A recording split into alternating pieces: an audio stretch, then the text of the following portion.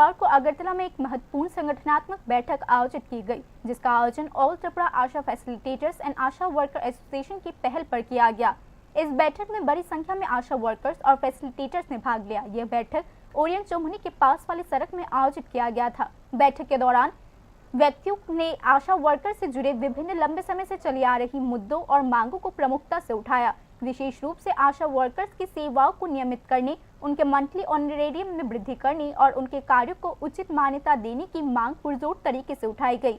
बैठक के बाद संगठन की ओर से 6 सदस्यों के एक प्रतिनिधिमंडल ने राज्यपाल से मुलाकात की। आशा वर्कर्स और फैसिलिटेटर्स की मांग की विस्तृत जानकारी देते हुए प्रतिनिधिमंडल ने इस मुद्दे को शीघ्रता से समाधान करने का आग्रह भी दिखाया है।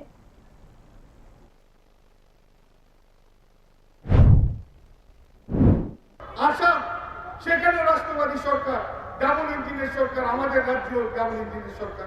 2025 সালে এই আশা দিদিদের 3000 টাকা ছিল তাদের অনারিয়াম, তাদেরকে 4000 টাকা করা হয়েছে। আমরা এখান থেকে রাজ্য সরকারের কাছে বিনম্রভাবে আবেদন রাখবো, মানবিক দিক দিয়ে তাকিয়ে যে আমাদের রাজ্যের আশা ফেসিলিটেটরদের তাদের ন্যূনতম তাদের অনারিয়াম যেন 5000 টাকা করা হয়, সেই দাবি আমরা আমাদের দাবি সনদে রেখেছি। সেটা আপনারা বিবেচনা করবেন। আপনারা যদি মনে করেন যে এই রাজ্যের আশা এবং আশা ফেসিলিটেটররা এই রাষ্ট্রবাদী সরকারের হয়ে এবং সরকারের প্রত্যেকটা স্বাস্থ্য দপ্তরের প্রত্যেকটা কাজ ওনারা সাকসেস করে তুলছে, যদি মনে করেন এই রাষ্ট্রবাদী সরকারের ক্ষেত্রে তাদের ভূমিকা আছে, তাদের এই সরকারকে ভালো সুনামের ক্ষেত্রে ভূমিকা আছে, আমার দৃঢ় বিশ্বাস আপনারা সেই দাবিটা ওনাদের পূরণ করবেন।